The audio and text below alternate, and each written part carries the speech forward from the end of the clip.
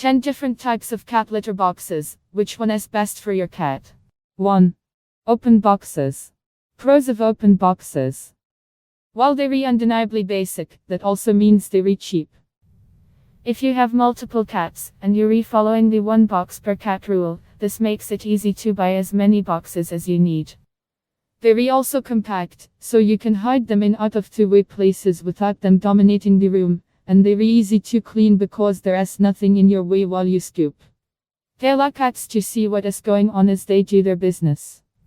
Cats like this for 2 reasons. They can read the newspaper, so they need something to do, and being able to see what is happening allows them to scan for threats. Hopefully that is not an issue in your apartment, but it is hard to talk them out of thousands of years worth of conditioning. Cons of open boxes. Since there is nothing covering the top of the box, there is nothing to slow odors down.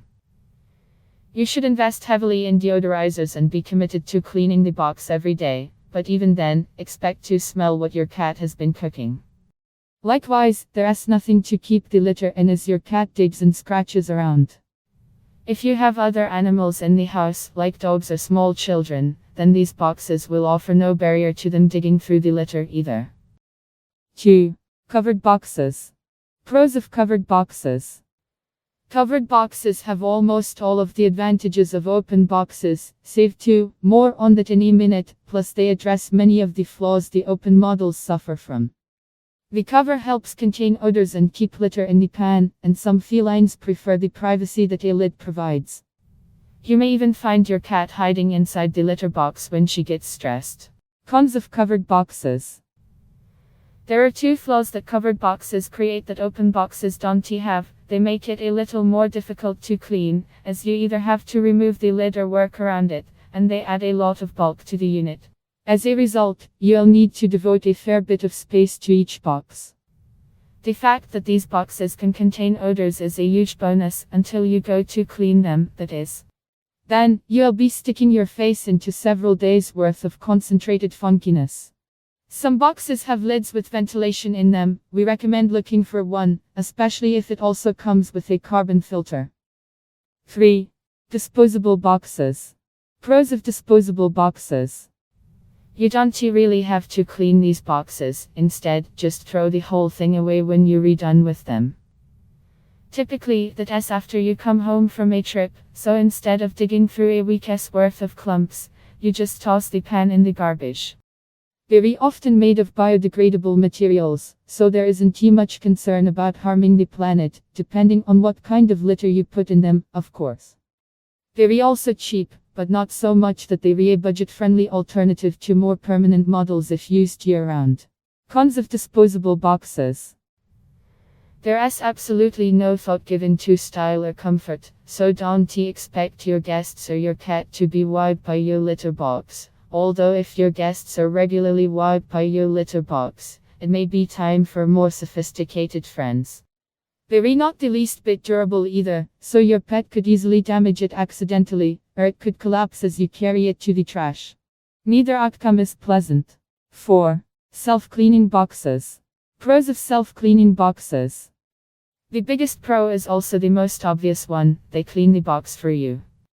This makes them good for busy owners, or those who travel frequently and need to go several days between cleanings. Also, we'll just come right out and say it, they're really good for lazy owners too.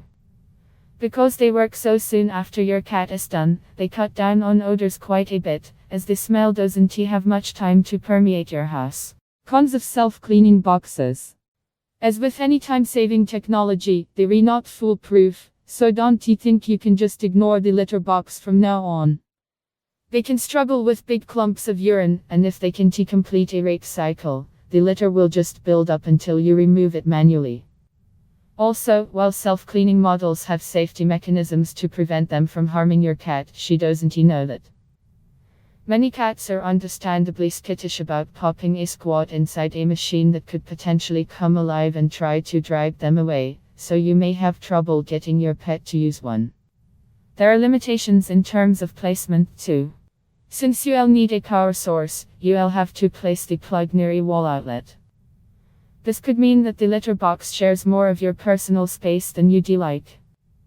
Oh, and they're much more expensive than regular boxes, but we're pretty sure you already assumed that. 5.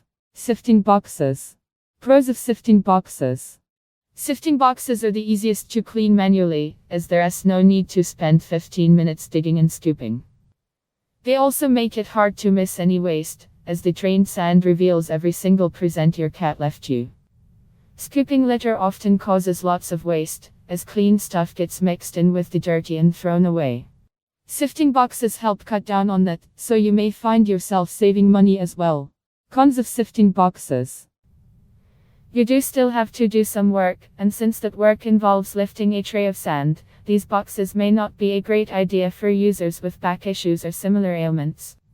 Also, while they're easy to clean, they're difficult to deep clean, so expect a chore on your hands every few weeks or so. 6. Top entry boxes. Pros of top entry boxes. They do a great job of containing the litter, as they cut down on tracking and prevent your cat from kicking granules out of the box. There are usually ridges or other patterns on the lids that help remove any stray granules from her paws before she steps down. Like any other covered box, they also keep toddlers and dogs from digging around in the box, as there is too much space between the lid and the litter for little hands or snouts to reach. Cons of top entry boxes. You have to be completely honest with yourself before buying one of these. Look at your cat. Is she fat? No, honestly, is she? If she is, asking her to squeeze through a small hole may not be a good idea. Likewise, older, arthritic cats and little kittens want to be able to use these, either, as they may find it impossible to get in and out. 7. Corner boxes. Pros of corner boxes. They fit in the corner. Beyond that, they're exactly the same as any other litter box, with one small exception. If you use an open box, putting it in the corner limits your cat to a single entry point.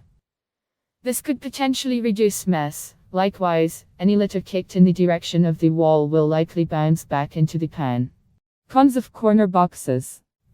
These units are usually smaller than other pans, so you'll need to clean them more frequently.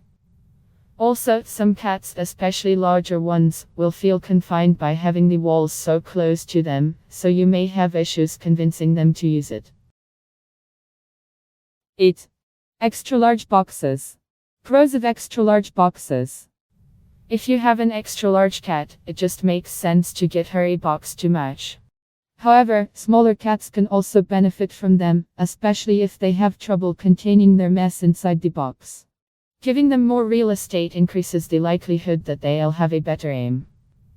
All the extra litter lets you go longer between scoopings as well, as there will still be plenty of space for your cat to find a clean section to use. This makes them good for multi-cat homes too. Cons of extra large boxes. Obviously, they're going to take up more space in your home. That may be well worth it given their advantages, but it is an inescapable fact that you'll be sacrificing some of your living space to your pet's outhouse. They also require a massive amount of litter. Now, this doesn't necessarily mean you'll spend more, rather the costs should be about the same. You will have to likely buy in bulk, though, and pouring all that litter can be hard on your back, not to mention kicking up a bunch of dust. 9. High-sided boxes. Pros of high-sided boxes. These pans offer most of the same advantages of top entry boxes, except they can provide a lower entry point. This makes them more suitable for older cats and kittens. Because they're so deep, there is plenty of room for your cat to dig, and most kitties love nothing more than to dig in the sand. The walls will keep the granules from flying everywhere while they paw around. Cons of high-sided boxes. The low entry point is a kind of Achilles heel, as it leaves an open space for sand to get kicked out of the box. Also, the entry point isn't that low, so it still may be hard for some cats to get in and out. They may be harder to clean as well, as you might need to bend over the top to dig in there. This can be hard on users with back issues. 10. Designer boxes. Pros of designer boxes. They make great conversation starters, as your company might be curious as to why the cat is climbing inside your peace lily. Then again, they might force you to explain why there is suddenly an awful stench permeating the room, although that might give you plausible deniability. Luckily, most are built with some form of odor control. Very much more attractive than regular boxes, so you can put them anywhere without oblifying the room. Cons of designer boxes. Have you ever gone to someone's house and thought, this is great, but I wish they'd sit me closer to the litter box?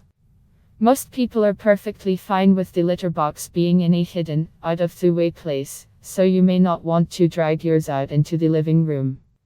They tend to be much more expensive than regular boxes as well, and because they're recamouflaged, you may have a harder time convincing your cat to use it.